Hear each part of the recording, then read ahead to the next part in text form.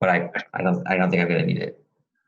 But I just wanted people to understand what Chattanooga looks like, because that's it right there behind me. It's quite scenic. It is. It's beautiful. This was actually probably the view I had from the hotel I stayed at. But I will go with no background, so you can see my sweet green wall. I wouldn't mind a slideshow of Chattanooga. Oh, I did not prepare a slideshow. Had I been requested to do so, I probably could have put together, I don't know, 64 slides. Thanks for letting me test my mic. It works. Welcome. Thank you, sir. Glad to be here. All the YouTube stream is now live as well.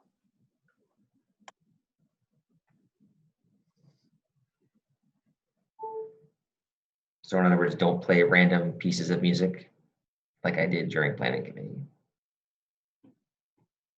That was delightful. Also accurate, because I was all alone.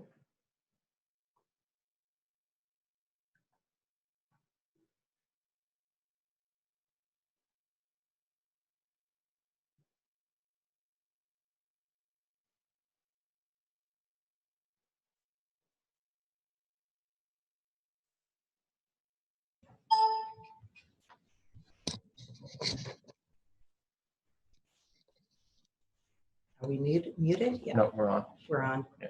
Okay. It looks like. Good morning. Have to not look at the screen. Have to just look here. How's the volume? You sound good. You sound good. Just before you say anything egregious, just so you know, we are broadcasting on YouTube. So I don't want you to get yourself into any hot water or a pickle, so to speak. A pickle. You're on mute. I'll put you back in. I'm gonna.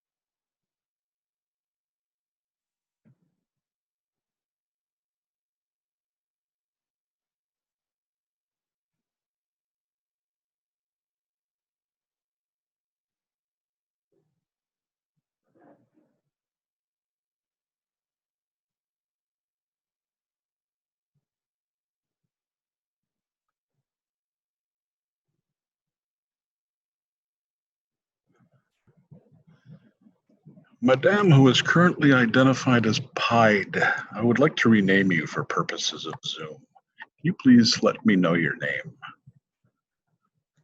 Julia Robinson. Thank you.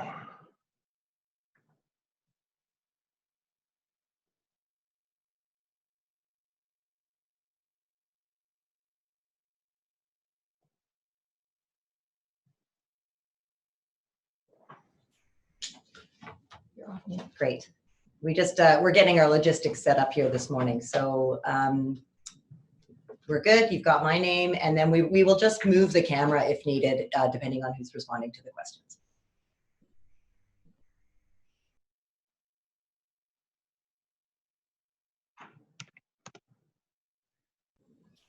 Hi, all. Yeah. Good morning. Yeah, so it's not the greatest height distance for you. I'm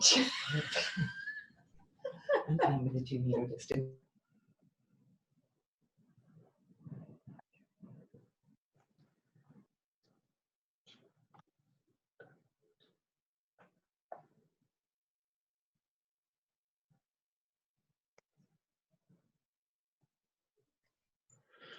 Morning, everyone. Morning, Chair. Morning, Christopher, and everyone else.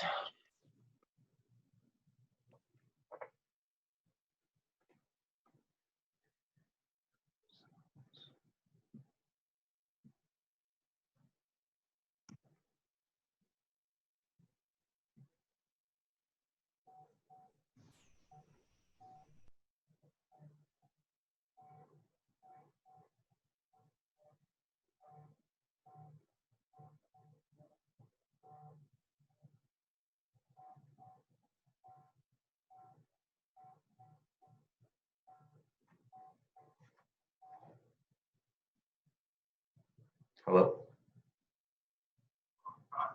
Yes. Pardon me? Okay, how are you doing?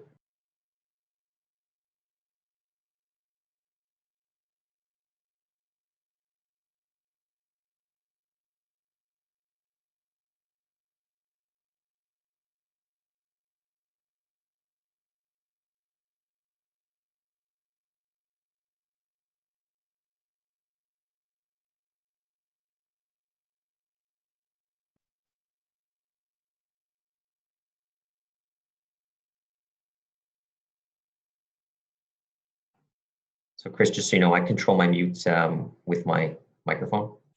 So it's this thing here. And so my thing is not going to show me on mute, but I will be. See, so right now you can't hear me, even though it looks like I'm not on mute, but you can't hear me. I could actually. You could hear me? Yeah. Oh, that's weird. That shouldn't be the case. Well, good to know. So I will use the other function then.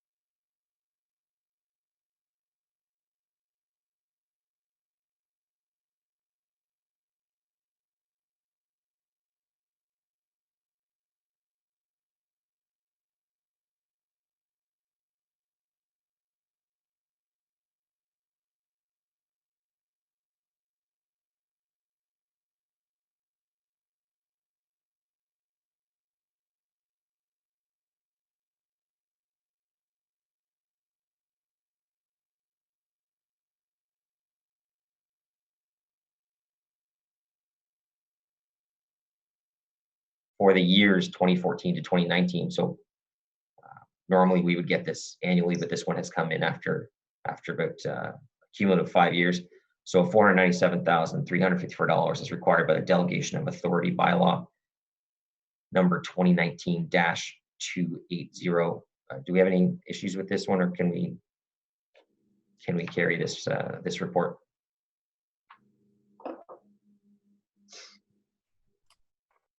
Carried? Carried. All right, thank you so much. So carried on item number 2. And then you received a motion beforehand. I am going to ask that we add it right here as item number 3 on the agenda. So it's a motion from Councillor McKenney on the acceleration of the tree protection bylaw. So first, just that the Standing Committee on Environmental Protection, Water and Waste Management suspend the rules of procedure pursuant to subsection 89.3 of the procedure bylaw, being bylaw 2019-8, to permit the introduction of the following motion given the time-sensitive nature of the tree protection bylaws project schedule and the need to secure the necessary resources to effect the changes contemplated as part of the motion. So I'll get, the motion was circulated. I will ask Councillor McKenney to introduce the motion, but just on the rules of procedure being waived, to add this as item 3 on our agenda. Carried. Carried. Thank you so much. Councillor McKenney, if you just want to, so we'll come back to this as item number 3. We'll do item 1 first. We'll come back as item 3. Just want to give us a quick synopsis of what this is at the moment. Yeah, thank you, Chair. Happy to. And thanks for your work on getting it onto this agenda. I worked closely with staff over the last month, really, on this motion. I was sensitive to the fact that a lot of the staff have been redeployed as a result of COVID, and wanted to ensure that what we were asking for would be able to be accommodated through the staffing. So essentially, with COVID and the redeployment of staff, the tree bylaw protection, that phase 2 that looked at the size of the tree that we were going to start to protect in the city, got pushed off to Q3 2021. Just in that short period of time, just in my ward alone, I had a number of trees on one street that were just under that 50 centimeter diameter removed. Quite a devastating impact on an urban street, as you can imagine. So worked with staff, and this is essentially bringing the tree protection bylaw that deals with the distinctive tree permit to January 1st, 2021, rather than Q3 2021. That will protect trees now over 30 centimeters. All right, thank you for that. So we will get to that again as item number 3, and we'll have staff here on that file as well, just to give it a bit of an introduction and a refresher as to what it is and why it's before us today. So I'll go back to item 1, which is the Climate Change Master Plan, climate projections for the National Capital Region, which was— Councillor, did you want to go through the IPDs? I'll do it at the end. So the climate projections for the National Capital Region, which was a joint effort involving the city and the NCC. So Julia Robinson is here, and I will allow you to take the floor. Thank you. Thank you, Chair, and good morning, councillors. Thank you for the opportunity to present an overview of the findings of this report. My name is Julia Robinson, and I work in the Climate Change and Resiliency team. So the presentation this morning includes some context for the report, a summary of the methodology and key findings, implications for Ottawa, and next steps. Next slide, please. In April 2019, Ottawa City Council declared a climate emergency to deepen our commitment to climate action. This was in part in response to global and national reports that provide the scientific evidence for the need to limit global warming increases to 1.5 degrees. With Council's declaration of a climate emergency, staff were directed to take action to both reduce emissions, our contribution to climate change, and prepare for changing climate conditions, or reduce the impacts of climate change on Ottawa. Next slide. Mr. Chair, sorry to interrupt. I'm not seeing the slides. I wonder if the clerk could put them up. This is Matt speaking here.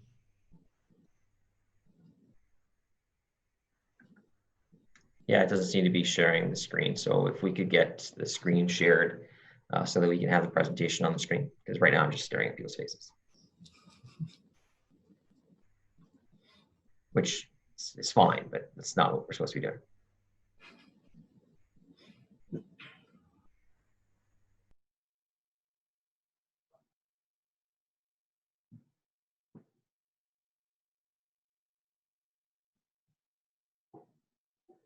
There you go. Thank you.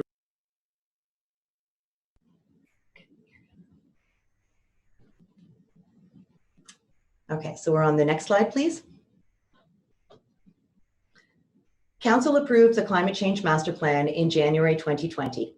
This plan provides the overarching framework that guides how Ottawa will both mitigate and adapt to climate change over the coming decades.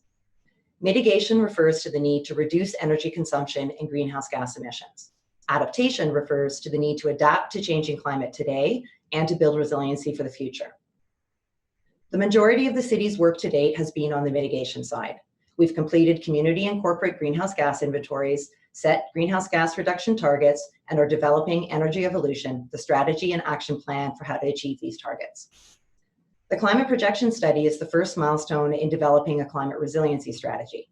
This strategy will assess where Ottawa is vulnerable to the impacts of climate change and identify actions to build resiliency to the greatest climate risks. Next slide. Over the past decades, Ottawa has been experiencing warmer, wetter, and more unpredictable weather.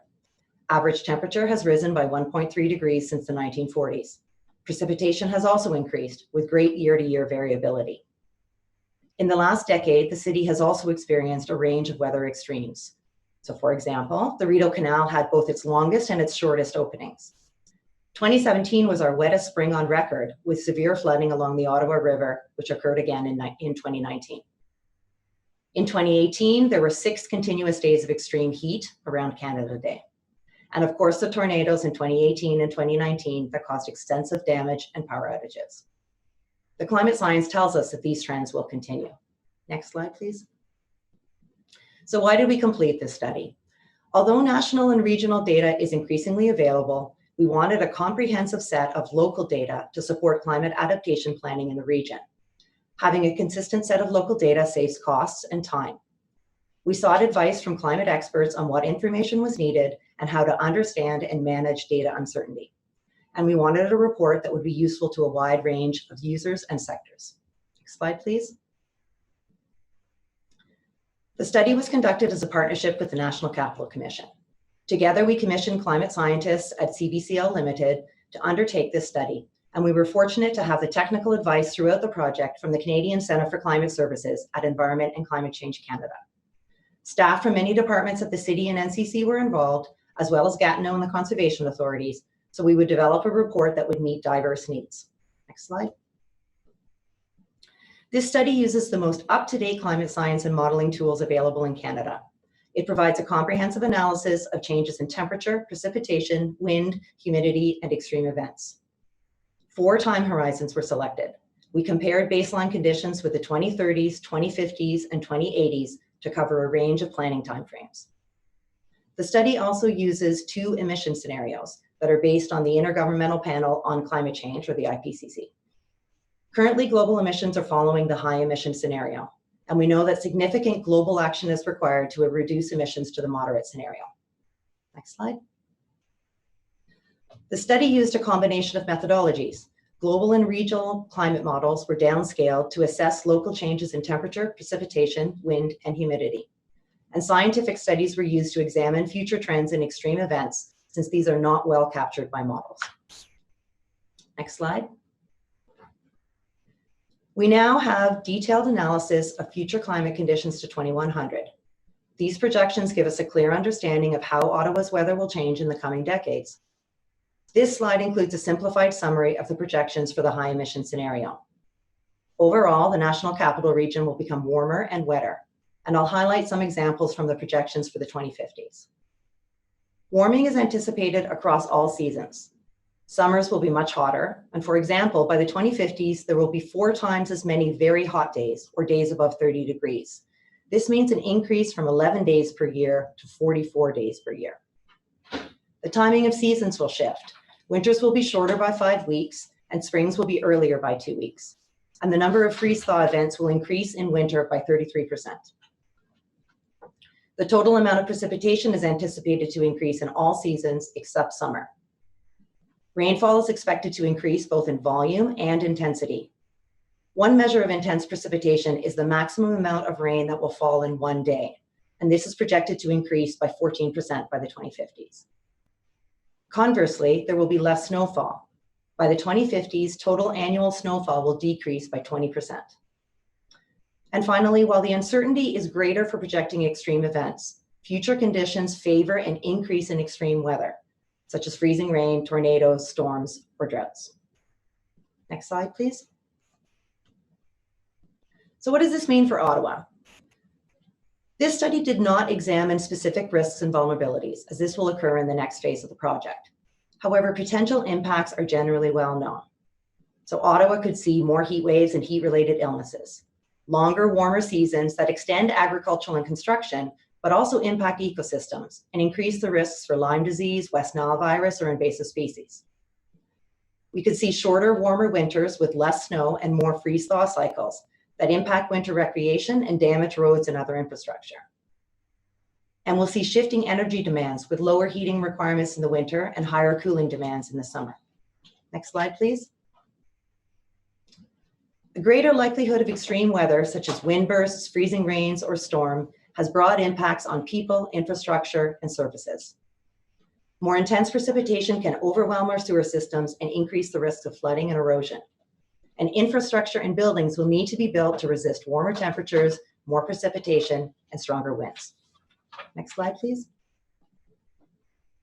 The report presented today completes the first step in a three-step process to develop a climate resiliency strategy. We will use the climate projections to understand where we are vulnerable and identify ways to reduce risks. This includes examining our current adaptation measures to see if they are adequate. We'll work with all departments and external stakeholders to examine impacts on communities, infrastructure, the economy, and the natural environment. And this work will start in 2020. As mentioned in the previous slide, the vulnerability assessment includes examining whether our existing adaptation measures are adequate in light of new climate projections. The city already has many measures in place to reduce risks and adapt to climate change. So this slide highlights a few of those examples. So public health and emergency preparedness, and in particular for support to vulnerable populations. We have updated floodplain mapping done in concert with the conservation authorities to support our flood risk management. The urban forest management plan that protects our tree canopy. The combined sewage storage tunnel that will reduce combined sewer overflows. And upgrades to ROPEC so we can operate independently of the power grid during an extended power outage.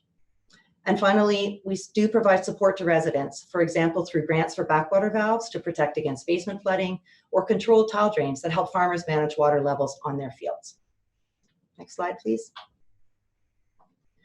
While the overall vulnerability assessment is being completed, the climate projections will also be considered in plans and programs that are currently under review or under development. So for example, the climate projections are being used in the development of the official plan and the supporting master plans for infrastructure, transportation, green space, and parks. They will be used for the development of asset management plans on an infrastructure design standards. And they'll be used for the review of winter maintenance standards and practices. Next slide, please. One more, please, Chris. Thank you. Our intent is to share the report widely to encourage understanding and use. The report was made available on Monday, June 8th on both the City and NCC websites. It was featured in several online and radio media outlets as a result of a joint news release. It's also been promoted through social media by the City, Ottawa Public Health, and NCC channels, and shared through the City's Climate Change e-newsletter, which has more than 3,000 subscribers. We will continue to engage staff, stakeholders, and residents during the vulnerability assessment and development of the climate resiliency strategy. Next slide, please. So in closing, the climate projection study is an important milestone to support efforts across Ottawa and indeed the National Capital Region to understand how climate change will impact the region and put in place measures to reduce climate risks and build resiliency for the future. Work will now begin on the vulnerability assessment, and the climate resiliency strategy and action plan will be developed once the vulnerability assessment is completed. We will provide an update on progress as part of the climate change master plan updates. Thank you. Thank you very much, Julia. Appreciate that presentation. Yes, so obviously this is an important piece as we lead into work to prepare for the climate resiliency strategy for the City of Ottawa going forward. So I don't believe, just confirming that with Chris, I don't believe we have any speakers registered on this matter. That is correct, Mr. Chair. All right, so if you'd like to ask questions, you can use the raise hand function on Zoom.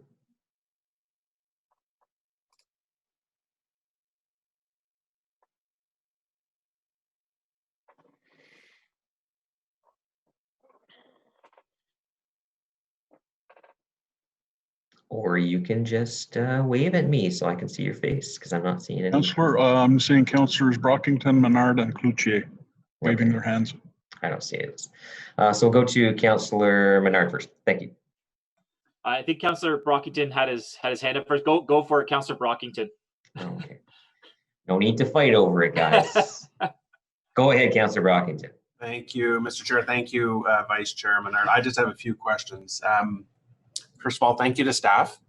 It's one of the more comprehensive reports I've seen, and certainly no shortage of data to feed into your report. I won't be here in 2100, so I won't see the end result of all the work that you've done, but certainly appreciate the different points in time that you've spelt out. Like I said, just a few questions. One of the vulnerability assessments that you're going to do is on the physical infrastructure. Hydro is not listed, but I'm going to assume that Hydro Ottawa's capital assets will be part of that assessment. Can you just confirm that? So we have been working with many external stakeholders as we've been developing this project, including in particular to see where they are in their respective work. So Hydro Ottawa is also in the process of doing a vulnerability assessment and determining an adaptation plan. And we will continue to coordinate and work closely with them to align our efforts. Will their findings be embedded in your future reports, or will their findings be separate and reported separately to us? I think that will be determined as we're mapping out steps to actually do it, but we will work closely with them so that we are sharing all of our information and working together on developing the most appropriate responses.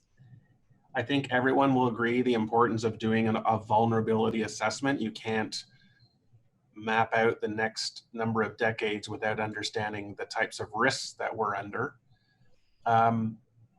I want to know whether there is going to be an assessment of opportunities because of climate change. And I'm not saying that because I embrace climate change, but when you look at the extension of agricultural periods, if the temperature is going to be warmer, then maybe there's going to be a reduced dependence on fossil fuels to heat our homes and buildings. Maybe tourism gets extended. Like there are some, if we're factoring in the long term here, which includes potential economic benefits, is that being considered as well? Yes, we will look at both opportunities, and we will look at both the positive and the negative side of impact, so opportunities as well. And as you point out, opportunities in terms of the economy are one area that we will be looking at. And I think this also reinforces the importance of working in partnership with the community and with external stakeholders. And one of the reasons we wanted to make this report available right now was so that external partners can start using this information for their own assessments. But we will, through the process, be working with external partners. So just to be clear, future reports will not only include vulnerability assessments, but you will have data and statements on economic or other type of opportunities. Yes, Councillor, our intent is to look at impacts and opportunities on the community, on infrastructure, on the economy, and the natural environment. My last question, and I don't know if you can answer this now or whether the additional reports will answer this, but I want to know whether the City of Ottawa is more at risk, less at risk, or about the same compared to other Canadian cities our size. Are you going to be able to make a conclusion based on that? Part of the vulnerability assessment will be looking at other cities and the risk assessments they have done and the strategies that they are using. So we will definitely be looking at other comparable cities and particularly those that share similar climate regions as part of that assessment. Where are we compared to other cities as far as doing this type of work, the vulnerability assessments? Are we ahead of the pack, in the middle? Are we way behind? Other cities across Canada have already completed vulnerability assessments and adaptation plans. I think Ottawa's approach has been a bit different in that, as I was highlighting in the presentation, there are many initiatives underway where risk assessments include looking at climate risks as well. And the purposes of the vulnerability assessment that we'll be doing now will be to take a look at the existing measures, see if they're adequate, and identify additional gaps. Okay, very good. Thanks very much, Mr. Chair. Thank you. And we'll go next to Councillor Menard. Thanks very much. Thank you very much, Chair, and thank you for the report. It's a very important one. Really underscores the need for us to take action. There are 3 phases in building climate resiliency that you've outlined. The first is the future climate conditions, which is this report. The second is the assessing risks and vulnerabilities, and the third is the resiliency strategy and action plan to address the key risks. I'm just wondering, in terms of phase 2 and phase 3, what is your timeline on bringing that forward? And are we going to see those this term? So the vulnerability assessment will start immediately. We're scoping out the methodology for that. And the intent is to start that now, to have that completed likely early in 2021, and then move that into the development of the strategy. We don't have specific timelines at this point because we are still scoping out how that will be done, how we're going to work with external partners, the level of assessment in terms of vulnerability, but also risk assessments. But we can commit to bringing forward an update on timelines as part of the update to the climate change master plan. And okay, that's helpful. The more we can get done this term, the better. And obviously we want to do it right, but the piece around the risk assessment, Ottawa has previously looked at some of its risks associated with climate change, and one of the top one that comes out every single time is around flooding. Is that still your sort of assessment going into this? I know we're going to do a full assessment, but is it still your assessment that flooding is the number one risk associated with the changing climate for the city of Ottawa, or are there other pieces that just from a top level you're seeing?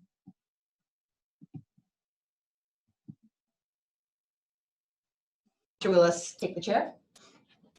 Excuse us as we do our social distancing repositioning here.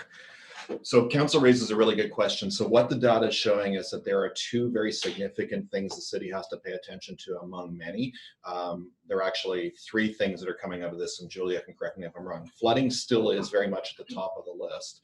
And we do expect that we will have, and we have been for several years, accounting for climate change, even without this data, in all the new engineering for any new structures we're building. And as we rebuild, we're putting climate change factors into the engineering design.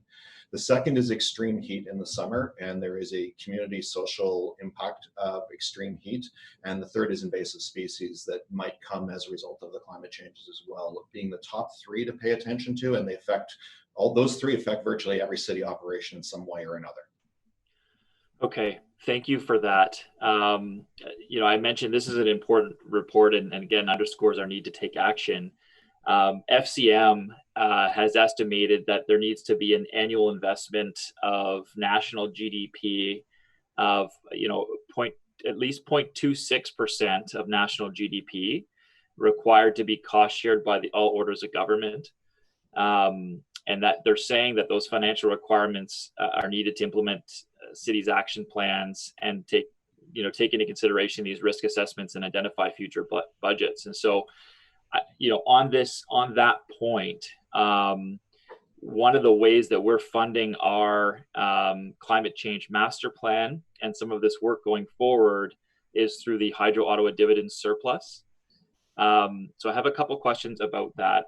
Can staff confirm the Hydro Ottawa dividend surplus amount for this year? I'm sorry, Councillor, we don't have information and I can't answer that question. That question will have to be, the treasurer will answer that when she has that information available, but we don't have that information at this point. Okay, because my understanding is that it forms about 90% of the implementation budget of the climate change master plan, and really essential for delivering results this term. Do staff have any intent of repurposing that funding, or is the current projection to keep that funding intact for the purpose that we had set out very early in the term, to fund the climate change master plan and energy evolution? I'm sorry, Councillor, I don't have an answer to that question. As you know, the treasurer is in the process of reviewing all city finances and all levels and all departments, and that question is best directed to the treasurer when she reports to council on the financial situation. So I just don't have the answer, and I can't give you a definitive answer today. Okay, then I guess just let me express an opinion around this, because it seems to me this funding is valuable, and not just because it goes towards this obviously extremely important priority that we don't have other funding for, but it also can be leveraged for matching funding, particularly federally, but also through organizations like FCM and GMF. And it can also spur potential savings depending on how we utilize it, that can bring savings over time, 5-year returns back to the city. And so I wouldn't want to see a repurposing of the Hydro Ottawa dividend surplus because of the potential that it brings in versus other funds that don't have that potential to offset our costs or to find matching funding. So I think if there's going to be something brought forward, it shouldn't come from this pot. If it did come from this pot, it should be very, very minor amount that would come out of it. And certainly not, from what I'm hearing, around 2 million shouldn't be chipping away at that. It's important, I think, that we recognize the need for repetitive, that going forward how much funding is there to be able to implement this. If you have something where you're saying, here's our plan, but we're going to have this amount of funding, then it's going to go down, it may go back up again, it's not consistent. It's very hard to plan that way when you don't have a consistency of funding. And so in this case, given the massive challenges in front of us, that dividend surplus is still just a drop in the bucket of what's needed in the investment that can, again, bring us returns. So just to underscore the importance of that moving forward for the climate change master plan and our energy evolution plan when that comes forward. Thanks, Chair. Thank you very much, Councillor. I know that we do have the Treasurer's Office on call today. Ms. Stephenson is here, so I imagine that she did hear your points to that. And I think it's important because you look back to last term of council, and certainly there was some work involved from Councillor Eglai and myself to look at not the dividend itself, but that surplus, that above and beyond the 20 million that we factor in every year into our budget, but the extra funds that come from that. And we put forward a motion at the beginning of this term that would state that the surplus would be dedicated to our energy evolution projects and our climate initiatives, important items through this committee that we've been doing that really line up well with energy funding. We're talking about surplus funding from the energy sector going toward energy initiatives that council has approved. So that was certainly the guidance that was provided for this term of council, if I'm not mistaken, unanimously by council when that motion came forward from myself and Councillor Eglai. So we'll certainly have to keep an eye on that as to how we move forward. And ideally, that funding comes to where council intended it to, because if we don't get it now, then we're just looking for it later.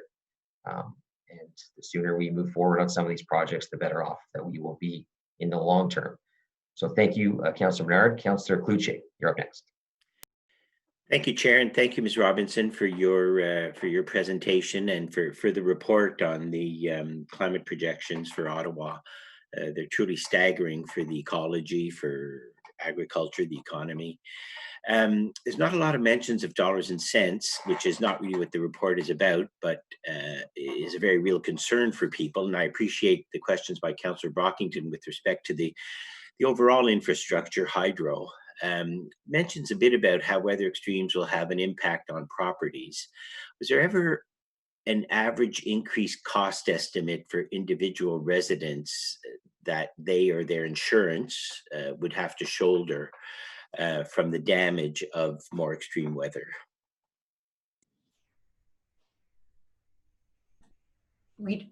At this stage in the assessment of the project, we don't have information on financial impacts for individual residents, but I think we've all seen through the examples over the last decades how costly it can be for residents when they are impacted, particularly by extreme events. So that will be one of the considerations that we'll be looking at as we're moving forward in the vulnerability assessment, as we're looking at costs of initiatives, but also the potential cost savings that can come by taking preventative measures to protect the community. Very, very good point, because as we recognize that more investments will have to be made by all levels of government, including municipality, that there is an absolute benefit to mitigate the impacts of weather extremes now, and it's to the benefit of all taxpayers. It's not an expense, it's an investment. And the report mentions best practices for infrastructure. Are we in communication with provincial authorities with respect to things like the building code and how the building code might have to change with respect to mitigating the impacts of weather extreme for future builds? So there are updates being done to both the national and then the provincial building codes that are looking exactly at how we build resiliency in our buildings to climate change. So the benefit of the approach of the vulnerability assessment and the strategy within the city is that we will work closely with departments all the way through the city, and they are the staff that are then having those conversations and working closely with their either other municipal or provincial or federal counterparts. Okay, I guess the same applies to our building standards for things like road. If there's more intense weather events, more rainfall, more freeze thaw, that will certainly have an impact on the heaving of the roads and the substructure that supports our roads and our other infrastructure with respect to freeze thaw cycles and high heat and items like that. So I would look to getting more information on how those standards will change so that infrastructure can better withstand the impact of the changes, the climate change that we are seeing. Absolutely, that will be considered both in terms of infrastructure design standards for new infrastructure, but also reviewing and looking at our maintenance and our operation practices and standards. Thank you, Ms. Robinson. Thank you, Chair. Very much, Councillor Cloutier. We're actually going to go to Councillor McKenney next, and then Councillor King. I know Councillor King just unmuted himself, but Councillor McKenney had given me the old school wave. So go ahead, Councillor McKenney. Thank you, Chair. I just have a comment and one question. Much of what many of us were considering, I think, has already been raised by our colleagues. But the comment I'm going to make is on ongoing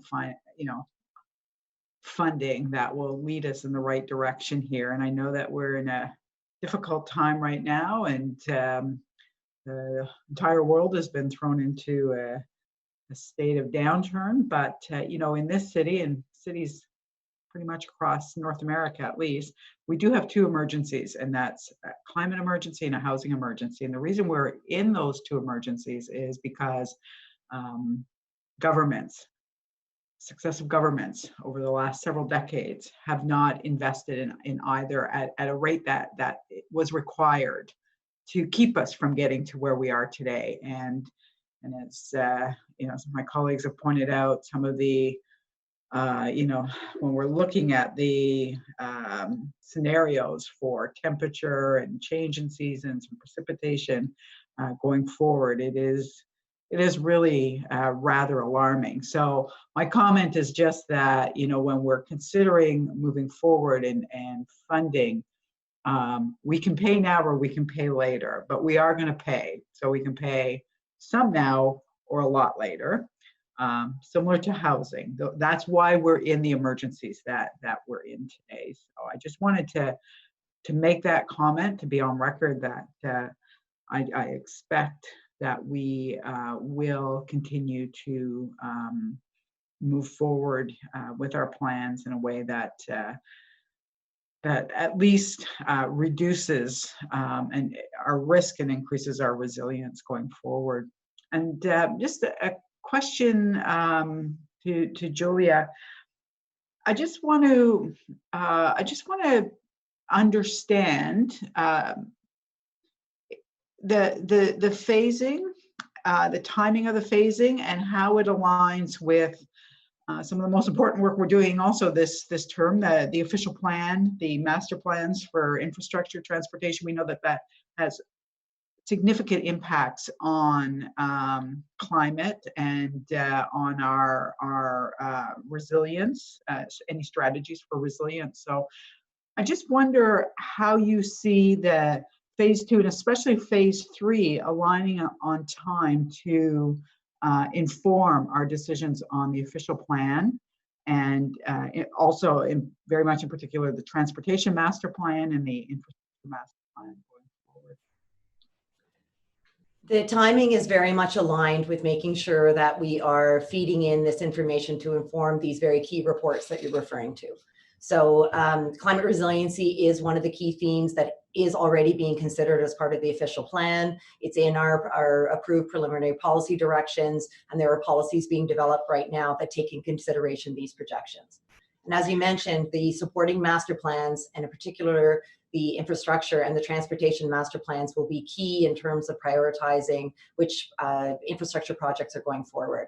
So as part of this initiative and by working closely with staff from all departments, both in terms of generating the right information in this report so that they would have that information for the assessments they are doing. So we are working very closely through an internal working group to make sure that these projections are being considered and embedded in the development of those master plans and in other critical corporate plans moving forward in the next number of years.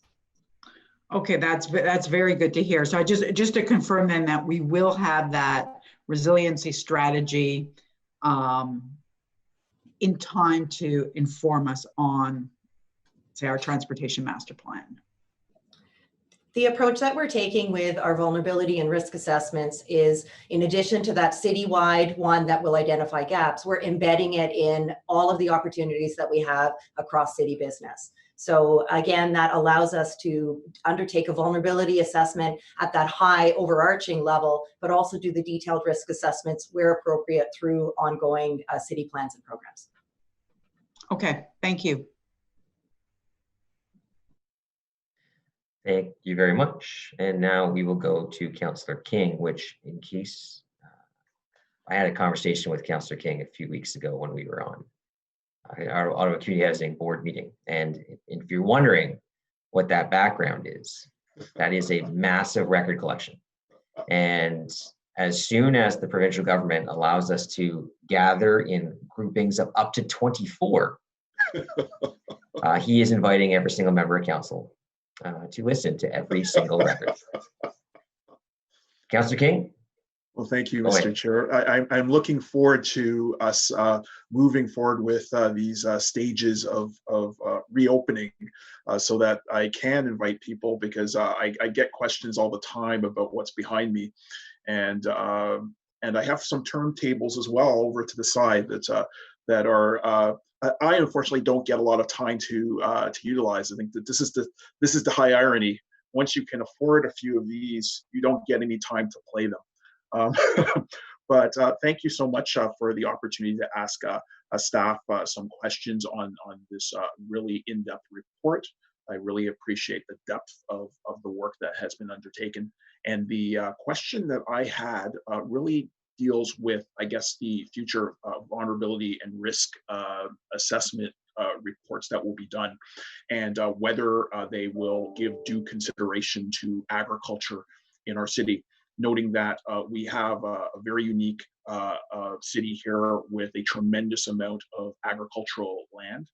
And some of the scientific reports that I've read in the past really do indicate that climate change will drastically impact the viability of agricultural lands in certain bands within the country. And so I was wondering if we are going to really take stock of that and really focus on that in some of the future risk assessments that will be undertaken. We'll just do musical chairs for again. So, Councillor, that point is extremely well taken, and I think this was a point raised by one of the earlier councillors, and I apologize, I can't name the name, but we certainly are looking at the opportunities in Ottawa related to agriculture, because what we are seeing is that in Ottawa, unlike some other areas where access to water will still be good, the heat range is still manageable. We're seeing international interest in agriculture in the Ottawa area as being one of the areas that probably over the long run will be one of the more stable places. So we're actually quite fortunate, unlike other parts of Canada. And that's why, as an economic development initiative, and as part of the rural economic development strategy, we've been looking at the use of new technology in agricultural practices as part of this as well. But we are tracking the issue. It's not a completely clear path. There are risks associated with the extreme heats elements of it. And so the work will continue to look at this. But as we talked earlier, I think it was Councillor Brockington who might have raised the question about opportunities. This is actually an area where the news may be in the Ottawa context alone, one of the better parts of the story, but we have our other challenges, which we're very focused on as well. Okay, thank you for that. I am still concerned about the potential negative risks to the agricultural lands and the impacts that climate change might have, whether it is due to the other primary risks that we're facing, such as flooding impacts to water sources, and also just the impact on growability, the negative impact of climate change on the agricultural lands. So if we can see that reflected, at least in our risk assessments, it would be much appreciated. And the council is quite correct. There are risks, and especially on water vulnerability, water supply. So we will absolutely be reporting on that. Ms. Robinson did confirm to me as she leaned over my shoulder at a safe distance and say, yes, it is part of this. Okay, thank you, Mr. Chair. Thank you very much, Councillor King. I do not see any other questions from members of the committee. So I just want to thank staff for their work on this file. I know it's an in-depth report. I think we all saw that, and I think that's a positive contribution to our future discussions that we will be having on this matter. So with that, before the item that the Standing Committee on Environment Protection, Water and Waste Management recommend that Council receive the report on the climate projections for the National Capital Region as summarized in this report and attached as document 1. Is that item received? Received. Received. Received. Thank you so much. Now we go to the added item, which is item number 3. I do just want to, what got us here. So you may recall, back in the fall, we had approved implementation for our tree bylaw. We had done some improvements. Staff had worked heavily on some improvements, working with a number of stakeholders on this file throughout 2019, and came forward with a plan for implementation. That implementation day was to be May 1st, 2020, and due to obvious reasons, we ended up having to delay that. There was a plan to hire staff, to train staff, and clearly with the situation before us in March and April, that was not possible. So in the months that followed, and the weeks and months that followed, I know Councillor McKenney had seen some impacts in her area, in the ward that she represents, downtown Somerset, and had worked with staff to come up with a solution that can allow us to move forward with our originally intended implementation plan, but just altered, recognizing that COVID is changing some of the ways that we do business at the city, and will have to change some of the ways we do business, and looking at how we could manage this, knowing that this was a commitment of council, certainly for this term of council, to get this moving.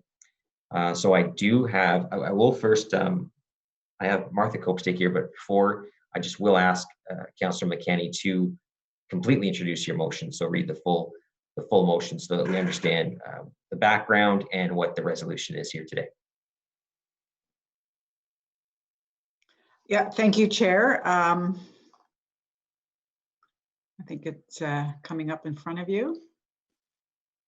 I can go ahead and start reading because I have it in front of me too. Whereas the city's urban forest management plan approved by council on June 28th, 2017 was established to provide a structured approach to protecting and enhancing the environmental, social, and economical services provided by the urban forest, and to ensure that it is healthy and robust into the future. The city's urban forest management plan includes a recommendation for staff to undertake a tree bylaw review. And whereas the tree bylaw review project report approved by council on January 29th, 2020 responds to this recommendation by proposing a new harmonized tree bylaw to support the protection and enhancement of the city's urban tree canopy, and includes a planned phased approach for implementation. And whereas phase 1 of the new tree protection bylaw aimed at improving tree protection requirements, formalizing compensation requirements, improving submission requirements, increasing application fees to offset implementation costs, and instituting a new special fine designed to eliminate or reduce any economic or financial gain from contravening the bylaw, was to come into effect on May 1st, 2020. And whereas phase 2 of the new tree protection bylaw, outlining the final proposed changes to the bylaw, including decreasing the diameter limit for distinctive trees from 50 centimeters to 30 centimeters for the inner urban area, and creating a permit to work around trees, was to be presented to council in Q3 2020 for implementation in 2021. And whereas work on the tree protection bylaw requires procedural and administrative tasks to be done by staff who have been fully or partially redeployed to support the response to and recovery from COVID-19 pandemic. And whereas the redeployment of these staff originally resulted in a modified project schedule with a tentative implementation date of November 1st, 2020 for phase 1, and a report to council in Q3 2021 for phase 2. And whereas upon further discussion with staff and senior management, has been indicated that barring a second wave of COVID-19 requiring another deployment of key staff, it would be feasible to enact on January 1st, 2021, the tree protection bylaw, including the reduction in the distinctive tree diameter from 50 centimeters to 30 centimeters for the inner urban area. That is the urban areas within the green belt, originally to be contemplated as part of phase 2. And whereas despite the devastating impacts of COVID-19, the protection of trees remains a priority for the City of Ottawa and its residents, necessitating continuance of work on the tree bylaw review to align as closely as possible with the original timelines presented to Council in January 2020. Therefore, be it resolved that Council directs staff to amend the new tree protection bylaw to come into force and take effect on January 1st, 2021, and to reduce the size of a distinctive tree from 50 centimeters to 30 centimeters in diameter at breast height in the new bylaw. And be it further resolved that Council direct the general managers of Planning, Infrastructure and Economic Development and Public Works and Environmental Services to hire up to 4 temporary resources, 3 in Public Works and 1 in Planning, Infrastructure, Economic Development, required to implement the accelerated distinctive tree provisions outlined above, using vacant positions until such time as permanent resources can be established in a future budget, using increased permit fee revenue and increased development fee revenues to result in a net zero budget impact. Thank you very much for that. So I will now ask Martha Copestake. Many of you will will know that Martha has been the key lead on this file. Of course, her work with the tree canopy reports leading into this as well that we dealt with in 2019. So I'll ask Martha to provide just a quick overview of where things stand and what this means in terms of the original plan.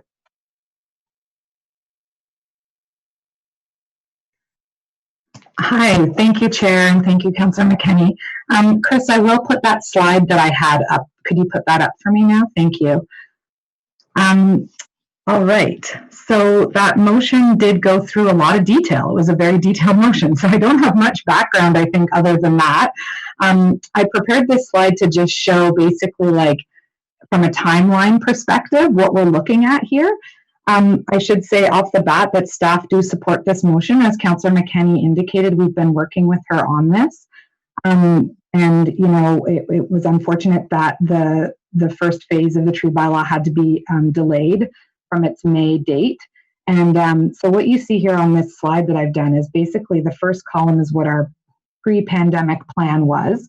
And Councillor McKenney went over that. We were planning to have our phase 1 implemented in May, and then we would come forward this fall with a report on phase 2, which takes the main thing in that is taking it down, the distinctive trees down to 30 centimeters, and then we would implement that in January 2021. With our adjusted staff plan, basically we adjusted to implementing the first phase in November, and then coming forward, basically keeping with those 2 phase things because of our resource requirements. So coming forward next September, so quite a delay with phase 2, and that's when the 30 centimeters thing would happen for implementation in January 2022. So then in the third column, you see the motion that's being discussed today. And you can see that essentially what it does is it brings us in line with our original timing, which we think is good because all of the things that we discussed at this committee in December regarding trees, all the issues, all the challenges still stand today. So the fact that we can have the potential to bring our timeline in line with what we had originally planned is definitely something that staff support. The only sort of outstanding item is that, excuse me, there's this one item, the permit to work around trees, which was to be a part of phase 2, which we will not, like, we haven't included in this motion.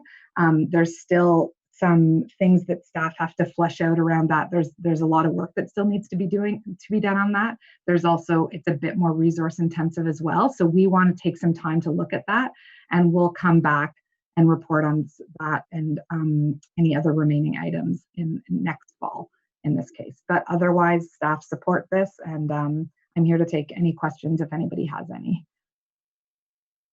Thank you so much for that, Martha. Appreciate your willingness to work on this, knowing that, you know, obviously we weren't in an ideal situation, but ultimately council was interested in getting to an outcome on this and finding a way to get there, really with the cost recovery model, getting to that same outcome, that same timeline, essentially, aside from the one thing that you mentioned there at the end.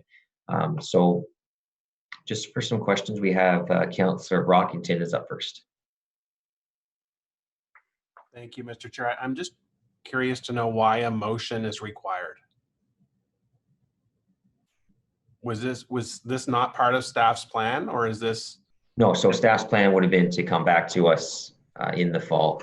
So with the report on implementing stage 2. So it was the implementation. So council approved policy back in, or report back in January, would have had the implementation of phase 1 come in May 1st, and then another report coming back to this committee in the fall with the implementation of phase 2 January 1st. So what this does is it kind of couples phase 1 and phase 2 into one implementation on January 1st. So we didn't provide this direction to do it this way. This is just looking at how we could achieve the same goals, but in a different manner. And staff did not have the authority to do that without council direction. So the net outcome is the same. Yeah. It's just a different way of getting to an end result. But yeah, it's ultimately the same in the end of the day. Okay, so the fact this was walked on, other stakeholders haven't had an opportunity to comment. At the end of the day, the outcome, the final outcome would have been the same, and that was pre-known prior to today, correct? The outcome was known prior to today. That's correct. Right. So everyone that was involved in the drafting of the policy and the work that took place in 2019, the outcome that we're looking at today on January 1st is no different. Okay, fine. Thank you. Thank you. Councillor Kavanaugh. Thank you very much. This is more of a thank you comment than anything, because this is really important to for all the projects that are in infill coming in to Bay Ward. I was quite concerned when we had the delay, and I appreciate the work that Councillor McKenney has put into it, and Martha as well. Thank you very much. This is really important. These developments are not stopping and waiting for our delays. So I want to thank you for your effort on this, because it will make a difference. We've got properties right now that are being assessed. This will be very helpful to save some trees in older urban areas. Thank you.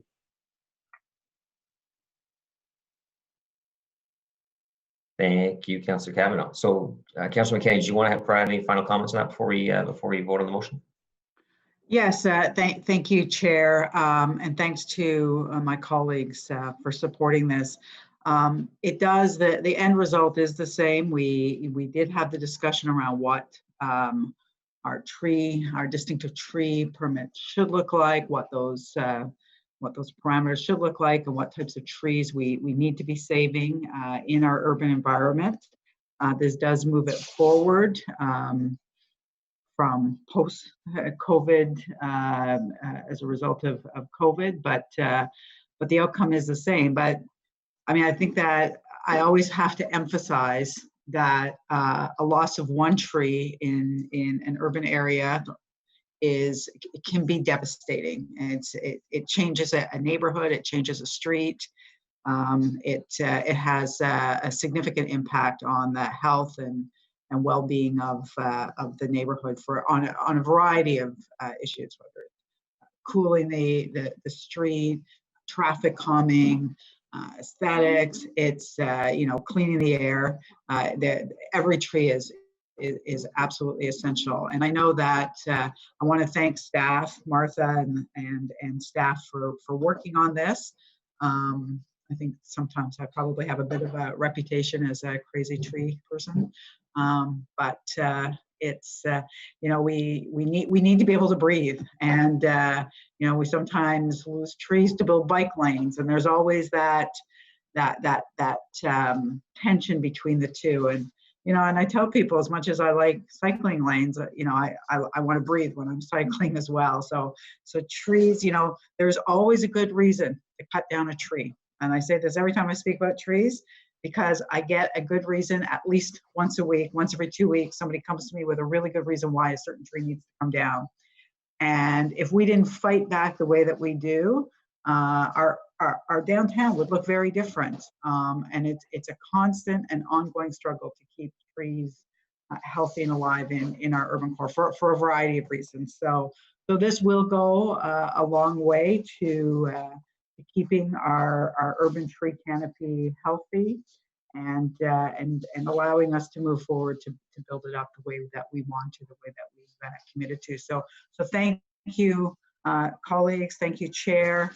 And staff, thank you so much for working on this. I know it took a lot of iterations. We've been at it for a little while, but it's very much appreciated across the sector. Thank you. And thank you, Martha, for being here today as well to provide some input and some oversight on the process as well. I appreciate all the work that you do and your team does. So on that item from Councillor McKenney, is that carried? Carried.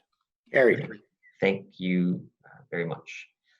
So we will now go on with the rest of the committee. So in-camera items, there are none. at all. Information previously distributed. So we have our annual drinking water source protection status update. So item A. B, our municipal drinking water systems 2019 summer reports. So on that one, we almost always have a report where we have 100% across the board, but on one thing, one place, it was 99.3% because of a bookkeeping matter. Bottom line is the water is still incredible in Ottawa, and we're all very fortunate. Of course, I don't drink it because I drink whatever comes out of my well. Such is life in rural Ottawa. Item C is our solid waste master. Councillor Derues has a question. Oh yeah, sure, Councillor Derues, by all means. Thank you, Mr. Chair. I have a question concerning the water quality report. I'm not sure if there is someone from the department is online concerning the Shadow Ridge 2 drinking water. Yeah, Tammy Rose is here, Director of Water Services. Perfect. Tammy, thank you very much. I know I've seen the numbers and I really appreciate I had a briefing yesterday morning concerning, but it looked like the numbers are very good. They're balancing. They're not very good. I think they are we the highest level of nitrate in all the communal well the city own right now in the city? Hi, Councillor. Yes, so I can confirm that normally in all of our other groundwater systems, you don't even detect nitrates. So Shadow Ridge well system is the only one where we have detectable levels of nitrates. And we can say safely that I know that for the people who's listening on YouTube and on Zoom, that what is the level allowed into our drinking water system for nitrate on the guideline from the province? The maximum allowable concentration is 10 milligrams per liter. And we're averaging at 3.45, somewhere like that. I know it was higher than the last few years. Yeah, so between 3 and 4 would be a good average. And as you noted, we are seeing a bit of a leveling off trend, but a bit too soon to confirm if that'll continue to be the case. So in an abundance of caution, we are still moving ahead with the drilling of new wells. So we'd be going deeper into the aquifer, and the test results right now demonstrate that there are no nitrates at that level. Thank you. Just to confirm that you will be still, even though we are leveling off, we are still continuing with the solution that the city staff presented to the community on deepening the well. And we have we're still on schedule. I know we're 1 year behind because of the property and the acquisition of where the location of the well. Can you confirm that, please? Yeah, I can confirm that with you, Councillor. So we are proceeding ahead with new wells for Shadow Ridge. But Mr. Chair, I just want to thank Tammy and her team. I know they've been always in constant update. I know there is some concern in that area, but we've been working very diligently around it. But I want to thank thank you, Tammy, and thanks, Mr. Chair, for allowing me asking this question for the community. Okay, thank you. Thank you very much, Councillor Derues, and thank you, Tammy Rose, for that response. Just for the layman, when you hear things like high level of nitrates, that's often caused. We had an issue in Manitic years ago. It's often caused by an oversaturation of septic systems in a certain area, and the effluent from those septic systems, and what it does to the groundwater. And what we have in Shadow Ridge community in Greeley is not an unsafe environment, but it is something of concern that we feel is necessary to address. Hence the plan to go forward with new wells for that community to resolve that sort of creeping level of nitrates in the water there. So thank you. So item C was the solid waste master plan phase 1. So you recall back in April, we held a very successful technical briefing, which participation from every member here certainly, and all members, many members of council. So we put that forward here. Originally, that was to come to Environment Committee back at the end of March. We did the technical briefing instead. We were moving on with phase 2 of our solid waste master plan, and this is merely that summary report for phase 1. We will report obviously on their subsequent phases when the time comes back at committee. Chair, I just have a quick comment on that one, if that's okay. Yeah, of course, go ahead. Okay, thank you. Just to staff, we had a discussion a while ago about the material that was being produced from the green bin organics, and understanding what the soil composition was, that sort of thing. Is there going to be an update at some point in the next few months on the composition of those organics, or is that something that's coming later on? I recall we were going to do this, and I know COVID hit, but I just wanted to get a brief comment if there's some update on that. Do you mean like the plastic particle capture and whatnot? Because I know they did make some adjustments to their screening process. Is that what you're talking about?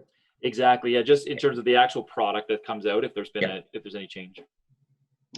Yeah, Councillor, it's Kevin Wiley. We can, just to remind councillors that it's fully regulated through the province and the tests go to the province for to be analyzed. But I can certainly get that awareness to the councillor if that'd be helpful. Thanks so much, Kevin. That'd be great. Thank you, and I forgot to thank Kevin Wiley as well. His work on the tree bylaw matter as well. Ultimately, you guys know it's all Martha. So really, I'm just thanking you as a token gesture. Scott, Yes, here. Sorry if I could just add to that. What I'm curious about with that is the rollout of the green bins into the parks. That was planned last year, and I'm sure COVID has disrupted it. But I want to make sure that there's still a plan to get as many green bins as possible out into the park so we can divert that waste.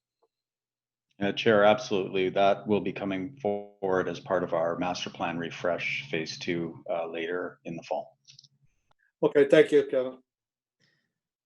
Thank you. So item D was an update on pollinator initiatives. You recall that we had that matter come forward from Councillor Aguilar, and this is just an update on that matter. And item E, and I'm really surprised, I'm honestly surprised that there's no delegations on this. This is my report on a trip to Chattanooga, which I am required to report on, to look at potential waste solutions for the city of Ottawa. So this is something that, if you recall, the Plasco situation and how that did not work out for the city. Obviously, there will be more opportunities to look at options in the future. And this was just something where it came up where there was an opportunity to go look at a potential solution, and there are still ongoing discussions as to what that can be. The intent, at least my intent, what I think would be ideal would be that we look at multiple opportunities over the course of the next several years to see what can be done, what can be as different solutions for Ottawa's waste stream, and this was a part of that. So we'll keep councillors informed as to whether or not this materializes in anything, but certainly it's something that our staff in solid waste services are still working on and still looking at. Can I ask you a question, Mr. Chair? Of course you can. The report doesn't go into much detail about what you actually saw down there, like what the process was, how does it work, what's the cost per ton, the kind of information that we would need as a council and committee to make informed decisions on whether this is an option we want to consider. So while I really appreciate your insight and everything on that one, if it is possible to get some more detail on that, and any going forward, if we could perhaps maybe come up with some questions such as the ones I just mentioned and more that you could provide answers to in each and every report going forward. Yeah, so this year was really exploratory. I mean, it was a lot. It was almost like a bit of a give and take type situation where Marilyn Cherneau accompanied me. Obviously, her expertise on the solid waste file and her involvement with Plasco obviously gives a lot of insight into how things need to go at the city. And we were talking about tonnages and different things. We provided some insight to them on what they need to do to operate in Ontario. And at this point, we're not at a stage where we would even consider coming to council and saying, here's where we're at with that. Here's what we want you to vote on. We would never put something in front of you without those details and without that full information. So all the questions that you're asking, all the questions that really need to be built into the Plasco model is something that we will look at with every other model that we even consider here in terms of the cost and all that stuff. with all due respect, I think that's how we got into the problem with Plasco, was that there was too few people involved in the decision-making process. So I'd like early on for the committee and council to have a lot of information about these different options so that we as a committee under your leadership can make an informed decision. Yeah. So can we get some commitment to make sure that we get more detail on that, please? Yeah, you've always, in fairness, you've always had that commitment, but yes, I can commit with that to right now as well. Okay, and to our Canadian franchise owners for Tim Hortons, we can leave out the reference to Krispy Kreme.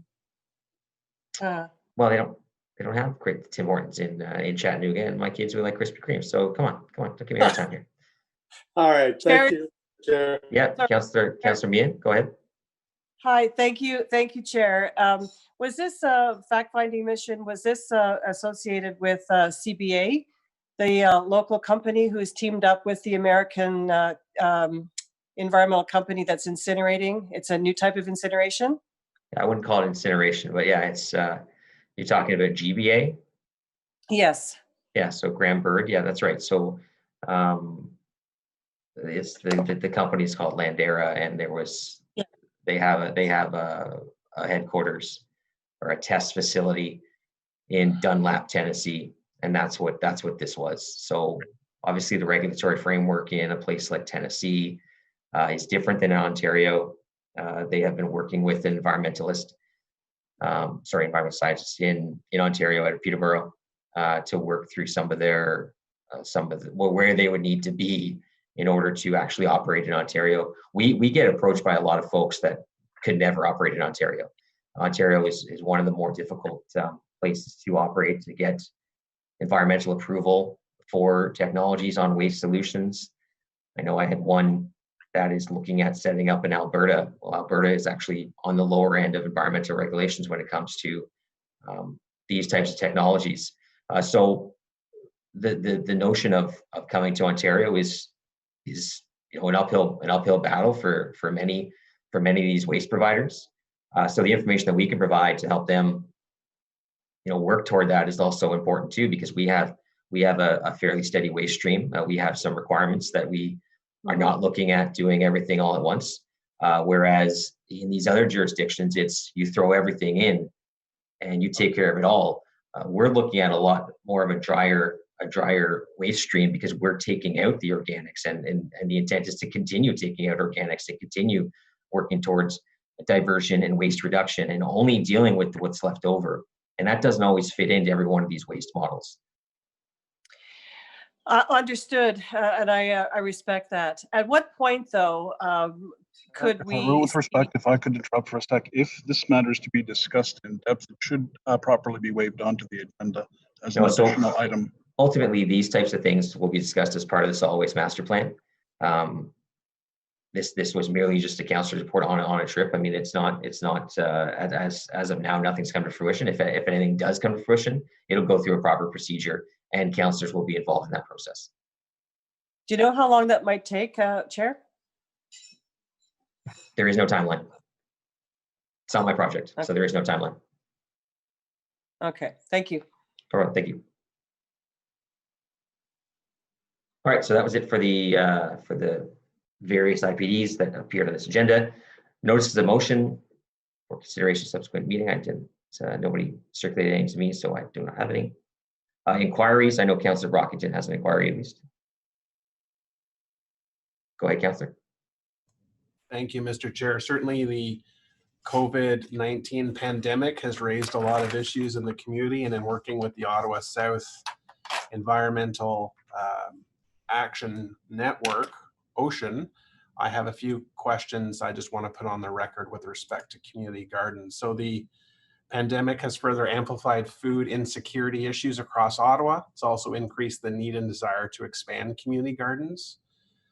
So 3 questions. What restrictions, if any, are there on residential property owners from erecting a vegetable garden, which may include raised beds, on their front yard property, both on the private homeowner land and on the city right-of-way?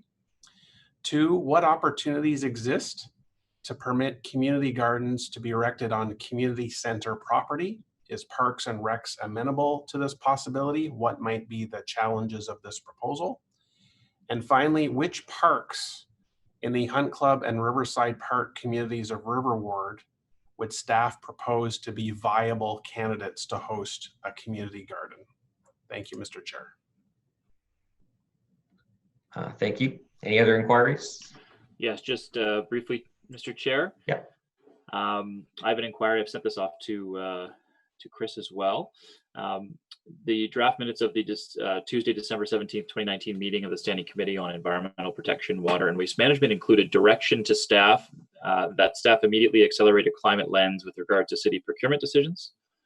The discussion on record notes that the 2013 Sustainable Purchasing Guideline has no clarity regarding GHG emissions impact of purchases and is not policy, only a guideline. And if staff can please provide an update on updating the procurement policy to include a climate lens. Thank you. Thank you very much. All right, no other inquiries, I don't believe. You other business, there is none. Adjournments. So our next, I assume that's carried adjournments. You guys are all good with that? Okay, thanks. So our next meeting is scheduled for Tuesday, September 15th, 2020. Thank you all today. Appreciate you taking the time to join us. Will that meeting be at Councillor King's house? Well, I don't know. I don't think we'll be in phase. It depends on if we're in stage 3. And again, we really need to have groups up to a certain number to accommodate that. I don't know if Councillor King is willing to have us there. I mean, I'm really just sort of spitballing when I said that. I did not actually pass that invite on through him. I just made it up. He never actually invited me. I completely just made it up. I also have a boss to report to, so I have to ask the boss first. That is fair. That is 100% fair. We will be meeting in person. We will be meeting in person. Someday before the end of this term. Enjoy your day, guys.